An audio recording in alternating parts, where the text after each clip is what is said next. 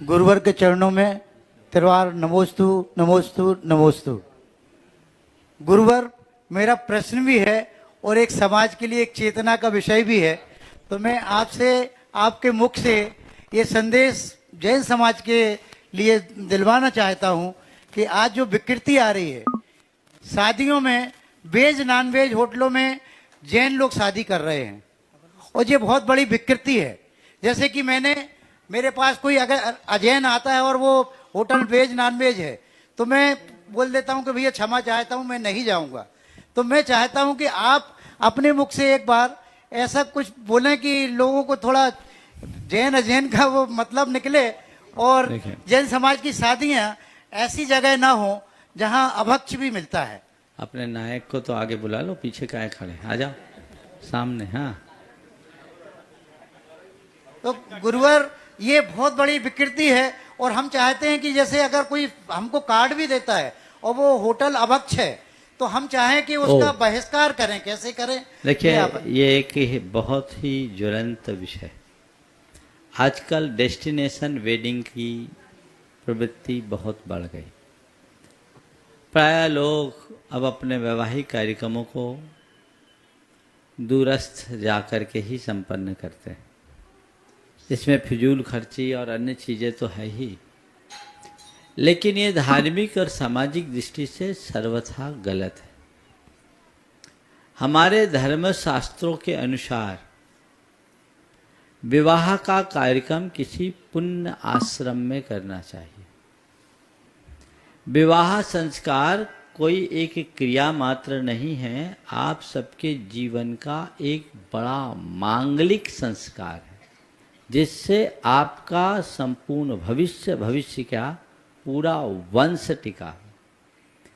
आदि पुराण में इस विषय में बड़ा स्पष्ट उल्लेख है कि ऐसे आयोजन किसी पुण्य आश्रम में होना चाहिए और सिद्ध साक्षी के, सिद्ध प्रतिमा साक्षी के, यानी आगम की इस व्यवस्था के अनुसार वैवाहिक कार्यक्रम वहीं होना चाहिए जहाँ भगवान के दर्शन भी सुलभ हो, भगवान की साक्षी हो। पुण्य आश्रम हो, पुण्य स्थल हो, ये ध्यान में रखना चाहिए। अब आजकल आप लोग 5 स्टार होटलों में विवाह आदि के कार्यक्रम करते हो, कहाँ पुण्य आश्रम?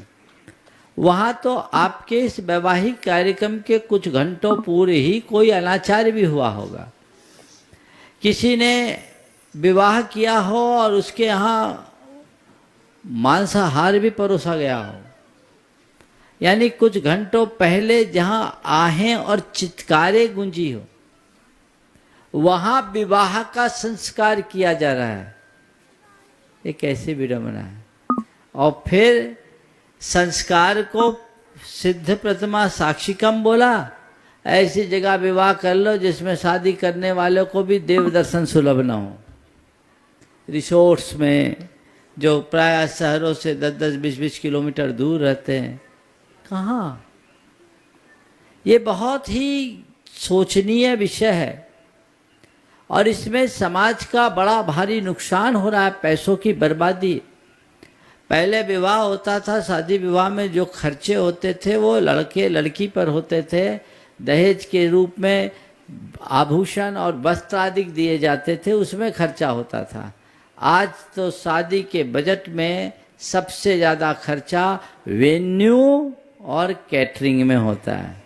यह है ना, बर्बादी है, इससे बचना चाहिए।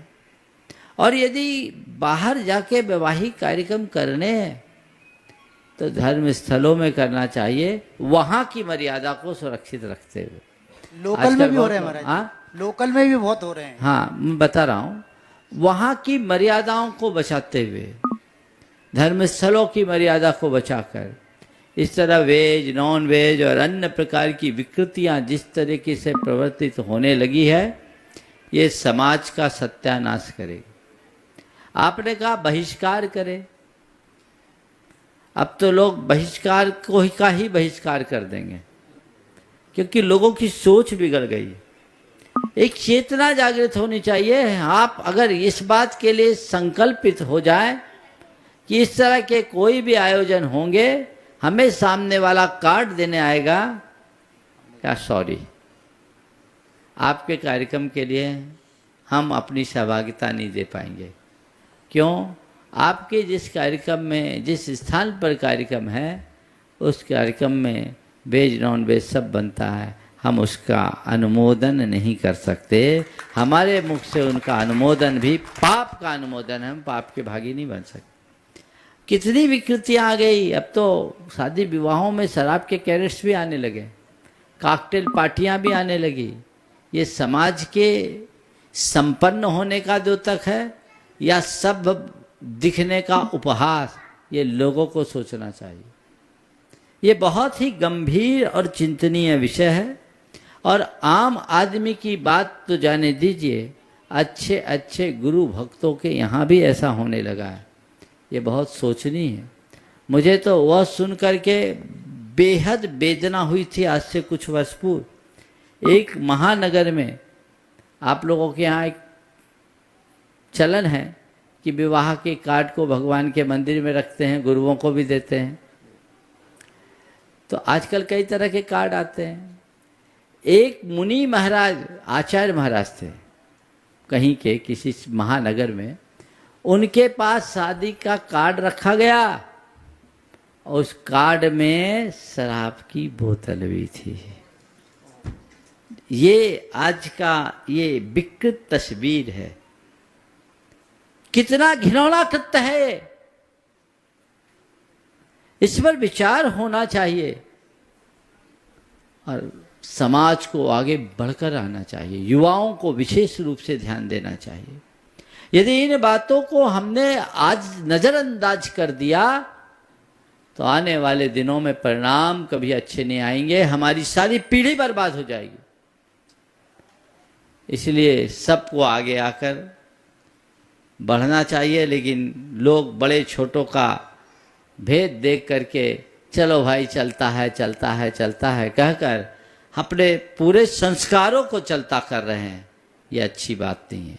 एक अलग जगनी चाहिए और इस तरह के कार्यक्रमों का सामाजिक रूप से पूर्ण निषेध होना चाहिए और हम व्यक्तिगत रूप से उसको कहें हम इसमें सम्मिलित नहीं होंगे।